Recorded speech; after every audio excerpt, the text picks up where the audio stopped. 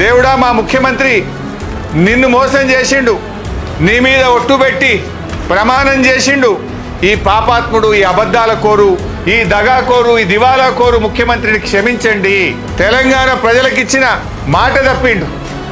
పాలకుడు పాపం చేస్తే రాష్ట్రానికి ప్రజలకు అరిష్టం చుట్టుకుంటారంటే ఈ పాపం చేసిన ముఖ్యమంత్రిని క్షమించు, తెలంగాణ ప్రజల్ని కాపాడు లక్ష్మీనరసింహస్వామి అని ఆ దేవుణ్ణి వేడుకోవడం కోసం మేము ఇక్కడికి వచ్చాం.